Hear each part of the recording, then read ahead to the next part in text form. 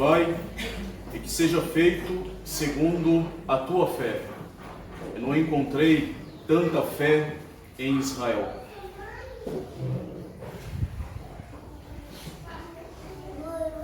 Nesse desenvolvimento do mistério da Epifania do Senhor, nessas demonstrações da veracidade da fé, da veracidade da sua doutrina, da sublimidade da sua doutrina, que nosso Senhor faz por meio dos seus milagres, nós temos hoje no Evangelho 2 milagres realizados por nosso Senhor, que nos vem esclarecer sobre a importância, sobretudo, de uma virtude sobrenatural, de grave importância, de uma virtude fundamental para a nossa vida cristã, que é a virtude da fé, e a fé sobrenatural.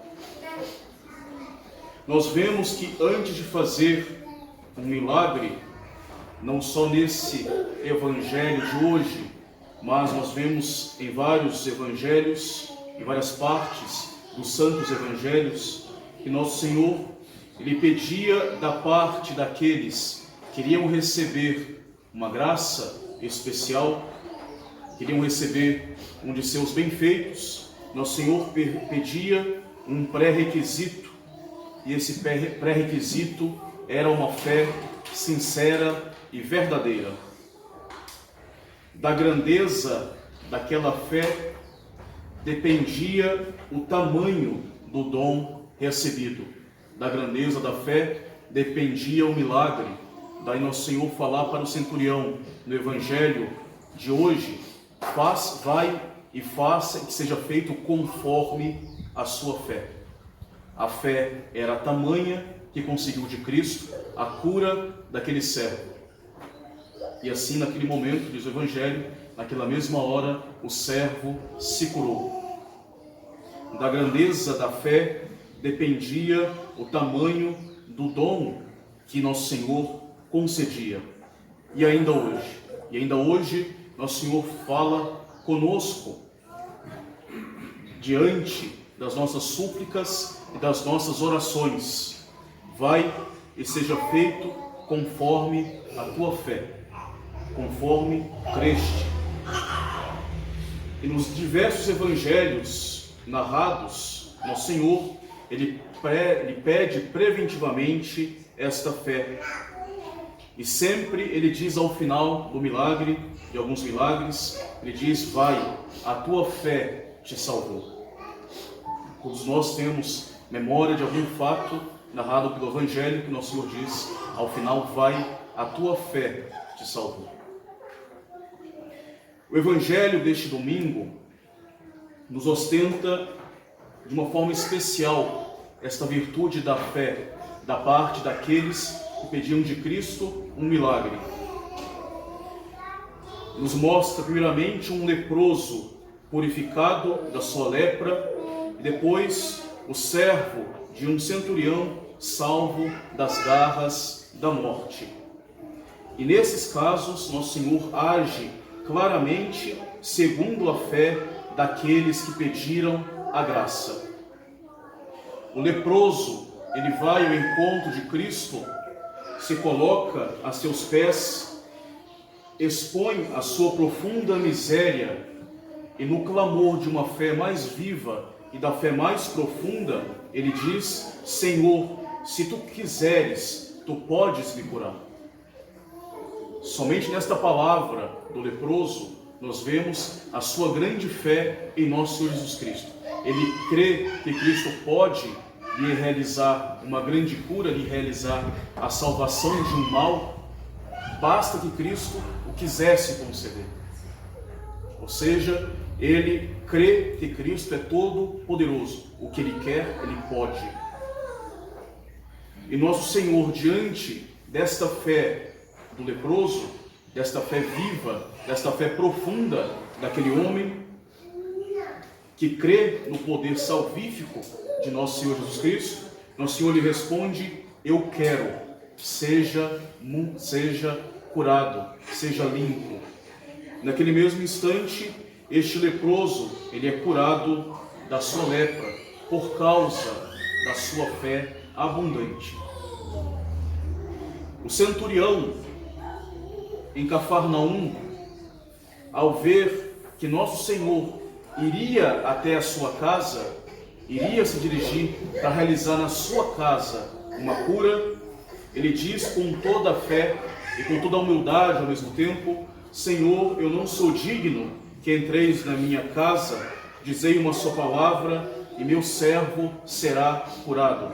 Mesma palavra que nós repetimos a cada momento que nós vamos receber a Sagrada Comunhão, num ato de fé viva, de que ali está nosso Senhor Jesus Cristo, que nos traz a cura espiritual.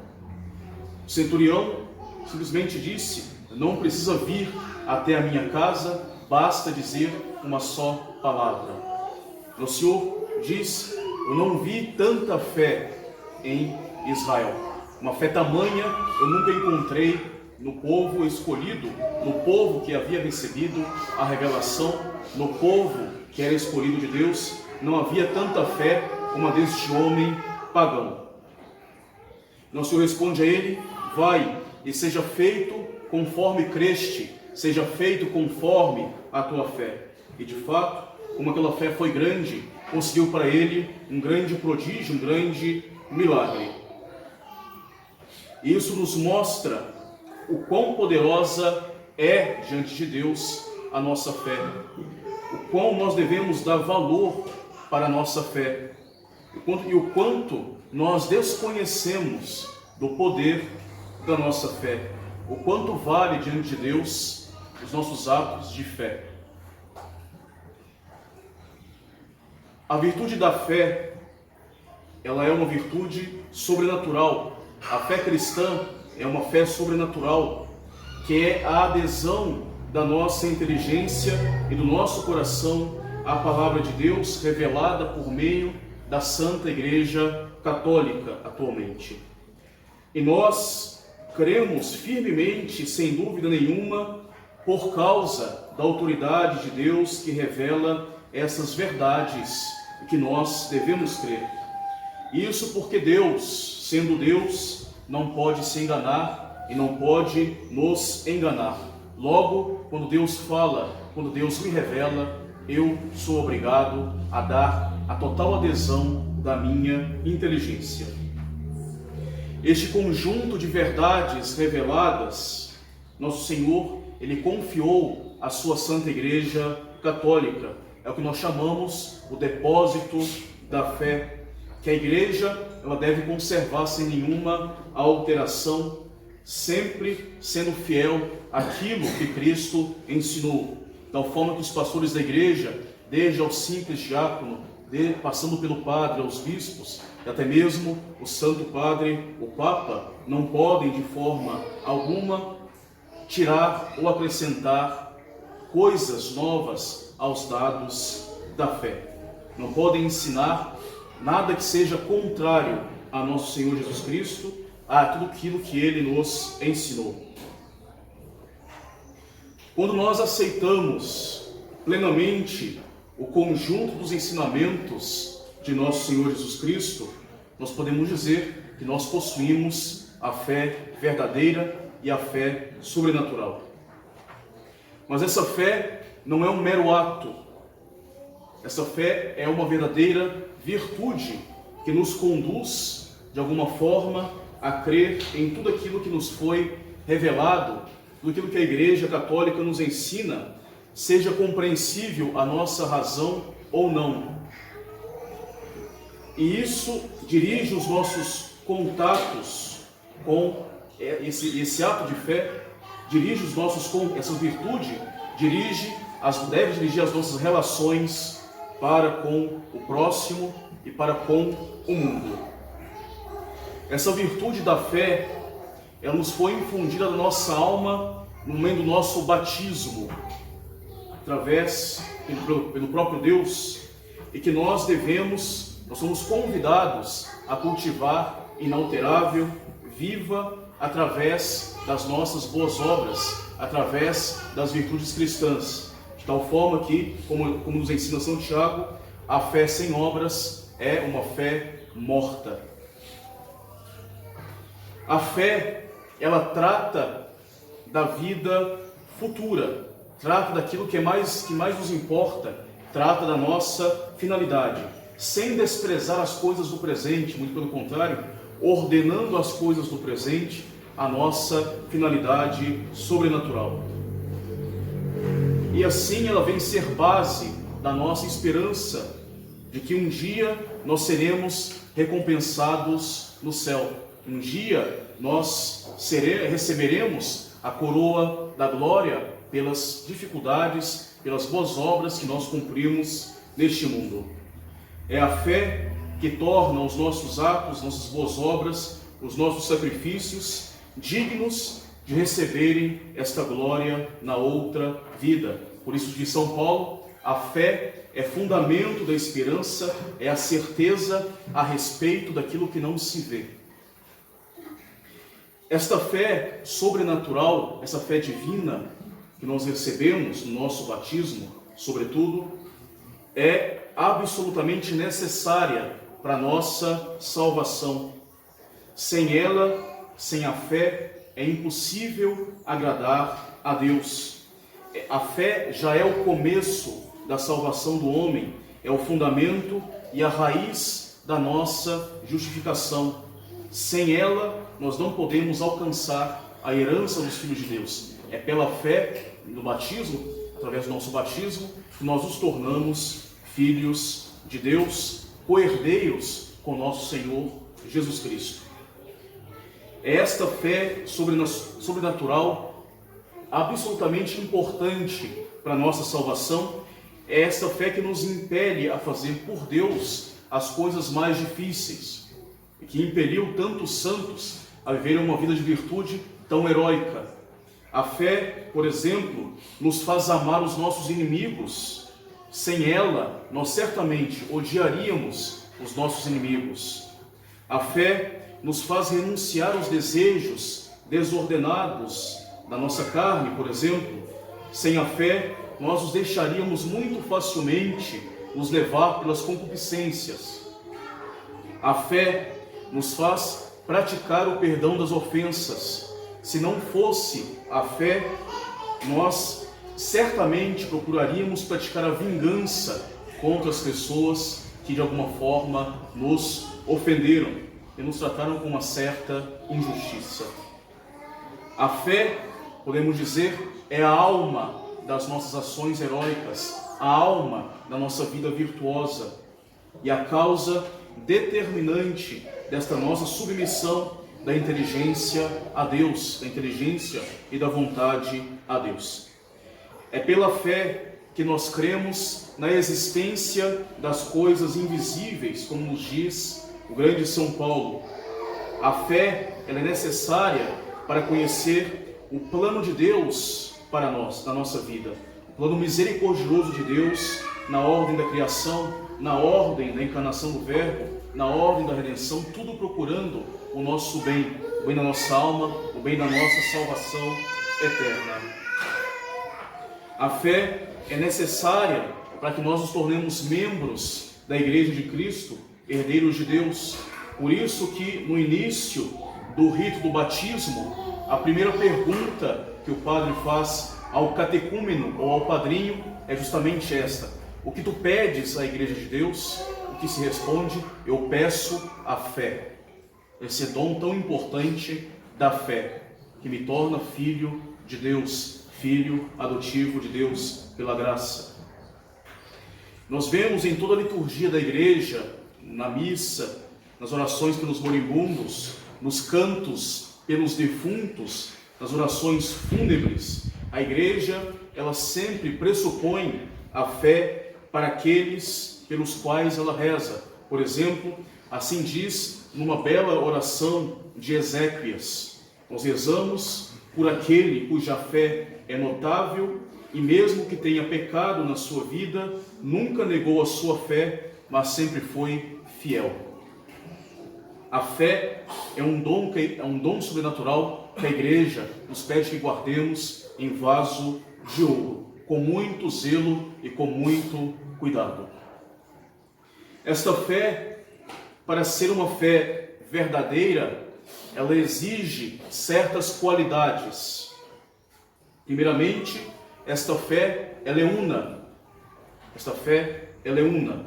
Nosso Senhor, autor da fé, concentrou unicamente esta fé plenamente na Igreja Católica. Sociedade visível sobre a terra, unida pela comunidade daqueles que professam a mesma fé, que participam dos mesmos sacramentos e que reconhecem os legítimos pastores, sobretudo o Santo Padre o Papa, atualmente o Papa Francisco. Então, somente nesta verdadeira igreja é que é possível possuir plenamente e verdadeiramente o dom, essa virtude sobrenatural da fé. A verdadeira fé, ela não está restrita a certos lugares, a certos povos, a certos grupos. Nosso Senhor mandou pregar o Evangelho a toda a criatura. E todos são obrigados a crer logo que constatem a veracidade dessas verdades, dessa doutrina que lhes é revelada, que lhes é pregada. Nosso Senhor diz: todo aquele que crer e for batizado será salvo. E ainda disse aos apóstolos: ensinai a todas as nações, ensinai-os a observar tudo aquilo que eu vos ensinei. Assim, a pregação do Evangelho, a pregação da verdade, não é determinada a uma classe de pessoas da sociedade, não é determinado a um povo, a um grupo fechado, mas ela é universal. Não é determinada por pelo espaço ou mesmo pelo tempo, por um grupo de pessoas. Essa pregação da fé deve ser para todos. E não somente para todos, mas deve ser pregado tudo para todos. Não pode ser limitado a certos ensinamentos, a certas verdades de Cristo. Nosso Senhor pede que todos sejam ensinados sobre tudo. Assim, na igreja não tem essas práticas iniciáticas. As pessoas começam com pouco de doutrina e pouco a pouco são iniciadas a doutrinas cada vez mais profundas e enigmáticas. A igreja sempre prega tudo a todos de forma clara, ao mesmo tempo, a todo momento. Assim nos ensina nosso Senhor.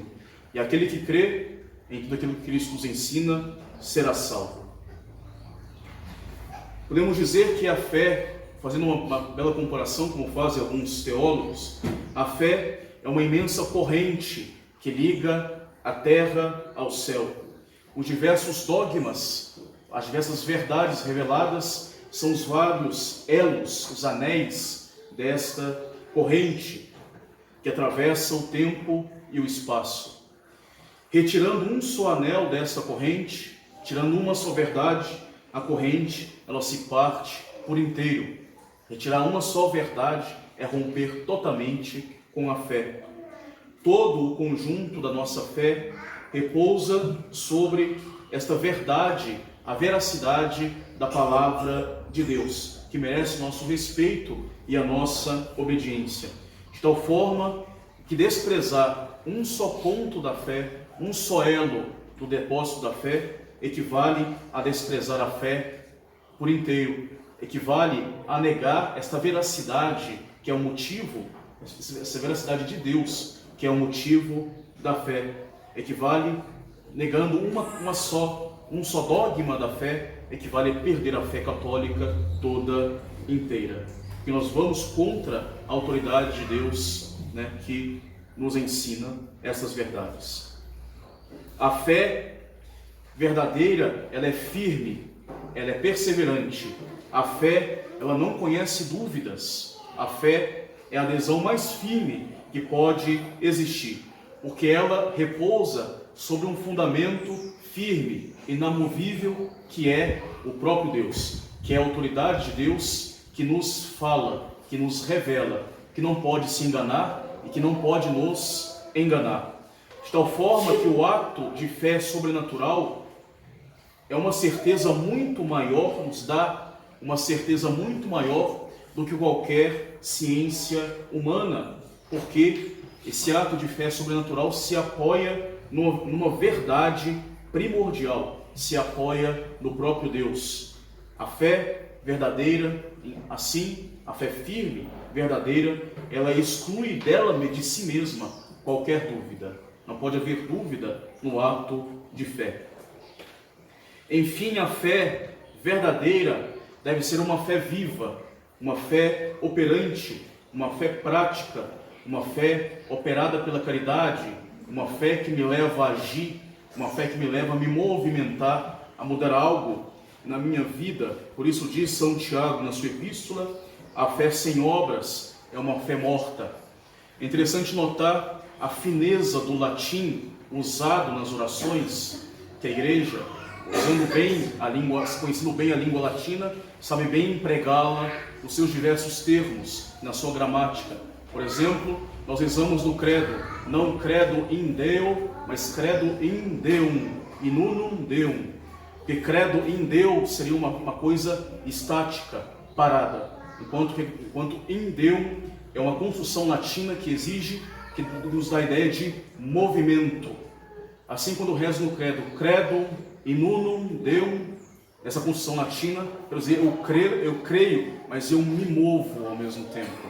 Eu movo alguma coisa, eu creio com atitude, eu creio mudando alguma coisa na minha vida, eu creio me movimentando para mais crer e também para mais conhecer a Deus, para mais amá-lo, para mais mudar algo na minha vida que possa ser mudado.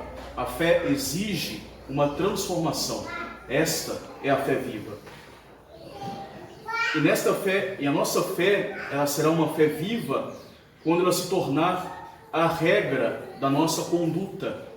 A regra da nossa conduta, o princípio do nosso comportamento, o motor das nossas ações, de tal forma que a moral católica nada mais é do que a fé vivida, a fé colocada em prática.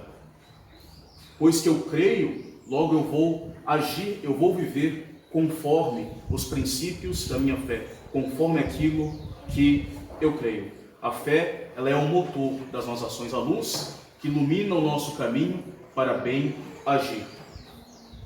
E se a fé é justamente essa luz que indica o caminho da minha salvação, é evidente que eu sou obrigado a segui-la para ser salvo, abraçá-la totalmente e plenamente para ser salvo. Se a fé é o fundamento da nossa salvação, é evidente que eu devo construir sobre a fé, e sobre a fé católica, sobre essa fé viva, o fundamento da nossa vida espiritual. Não existe vida espiritual sem esta fé viva, esta fé verdadeira.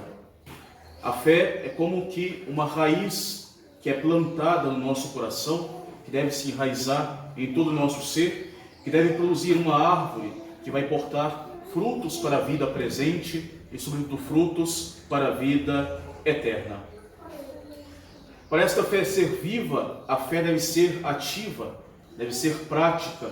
Ela será ativa na medida que ela for informada pela caridade, pelo amor a Deus, através da prática dos mandamentos, pelo amor também ao próximo, sobretudo, e também através da prática das obras de misericórdia. A fé, ela é viva, a fé, ela é salvífica quando ela é, digamos, vivificada, enfeitada, adornada, coroada pela caridade, pelo amor a Deus e, como consequência, o amor ao próximo. De tal forma que em Cristo a nossa fé só será salvífica se ela for operada pela caridade. A caridade é uma condição indispensável da nossa salvação. E pela caridade, a fé, ela será, enfim, em nós, uma fé fecunda. A fé sem obras da caridade é uma fé morta. É como que o corpo separado da alma, uma espécie de cadáver, e que tende pouco a pouco a morrer, tende pouco a pouco a apodrecer. A fé sem obras é como um corpo separado da sua alma. A fé sem a caridade, sem as obras da caridade, ainda que seja a fé mais firme do mundo, ela ficará para nós, para a nossa salvação, para a vida eterna, como uma fé inútil. Se eu tivesse uma fé tão forte, como diz o Evangelho, capaz de mover as próprias montanhas, se essa fé não for informada pela caridade, ela não valerá de nada para a minha salvação. Contudo, esta fé, ela permanece um tesouro, mesmo morta, mesmo não informada pela caridade. Esta fé em mim permanece um bem inapreciável, independente das boas obras da caridade. Claro, sem a caridade, ela não é suficiente para a nossa salvação, ela não é salvífica, mas ela continua sempre o fundamento e a raiz da nossa justificação e, como consequência, o meio indispensável para a nossa salvação e mesmo para recobrar a caridade perdida. Tanto que a fé, ela reste numa alma, mesmo a alma mais afastada do amor de Deus, da prática da sua fé, tanto essa fé, ela reste numa alma, existirá sempre a esperança de que este edifício espiritual em ruínas, caído, ele possa se reerguer das suas cinzas e que através do sopro do Espírito Santo, da graça de Deus, esses ossos secos serão outra vez reanimados e uma cepa vigorosa sairá da raiz, dessa raiz da fé em nossa alma e vai portar novamente os seus frutos. Mesmo que eu não tenha caridade, mesmo em pessoas que nós tememos pelo seu afastamento de Deus, pela sua não conversão total, nós podemos sempre rezar com a esperança que esta fé que ainda existe nessa pessoa possa outra vez, através do sopro do Espírito Santo da graça de Deus, ser reanimado para uma vida de real conversão. Mesmo nós provamos isso na nossa vida pessoal, quando nós caímos no nosso pecado, em vários pecados, nós nos afastamos de Deus, da graça de Deus, nós podemos retomar a Ele por causa desta fé que ainda existe em nós. Se ainda eu tenho uma fé, se ainda resta a fé numa alma, sempre resta esperança de que essa alma se converta totalmente na caridade de Deus. Porém, se já não existe mais a fé, não resta mais o fundamento para construir este edifício da caridade, esse edifício da salvação. Não existe mais o corpo para ser informado da alma, não existe mais raiz para receber a seiva vivificante. Assim diz as Escrituras: um homem sem fé já está julgado, porque ele não crê. Aquele que não crê já está julgado. A perda da fé, e assim nós podemos concluir, é para nós a pior desgraça que pode nos afligir, que pode afligir um país, uma cidade, uma família, um indivíduo. A perda da fé é a pior desgraça. Se a nossa sociedade está em ruínas, é porque ela negou a fé que a edificou, a fé cristã que a edificou. Se as famílias estão em ruínas, por causa da falta desta fé e desta fé operante, divina e operante. Se os povos estão em ruínas, é porque já não tem mais, não passa mais por eles, pelas suas culturas, a seiva da fé. Se a igreja está em crise, uma crise geral de vocações, uma crise de moral mesmo dentro da igreja, é porque, primeiramente, existe uma crise de fé. A crise de fé é que nos leva a essas desordens que nós provamos na igreja, na sociedade, nas famílias e mesmo em nós mesmos, quando nós não agimos segundo a nossa fé. Um homem sem fé, sem essa fé divina e operante, é um ser infeliz sobre a terra. Sua boca, seus olhos, suas atitudes demonstram sempre uma inquietação interior de um vazio. pela falta da fé. O coração, diz o livro dos Provérbios, maquina o mal e semeia todo o tempo a divisão, porque falta essa ligação com Deus por meio da fé. Assim, podemos meditar o quão a fé é importante para nós e agradecer a Deus sempre por este dom da fé que nós recebemos no nosso batismo e que nós conservemos esse dom da fé até o fim de nossas vidas. Dizendo sempre nas nossas orações: creio, Senhor, mas aumentai a minha fé. Creio, Senhor, sustentai a minha fé. Esta fé é esta nossa fé católica que nos fará triunfar de todas as dificuldades. A nossa fé católica é esta vitória que vence o mundo. Se esta fé ela se conserva íntegra em nós, sustentada e animada pela caridade, pelo amor de Deus e o amor do próximo, nós podemos dizer certamente na nossa morte, como disse o apóstolo São Paulo: nós combatemos o bom combate, nós conservamos a fé, a coroa da justiça nos espera. E esse é o combate, de fato, que nós devemos combater nos tempos atuais, de conservar essa desordem moral, política, essa desordem religiosa, de conservar no meio deste mundo a nossa fé. Eis o bom combate, nós devemos combater, conservar a fé. E com essa esperança viva de que Deus, nos ajudando, também um dia nos dará esta coroa tão esperada da justiça, essa coroa da santidade.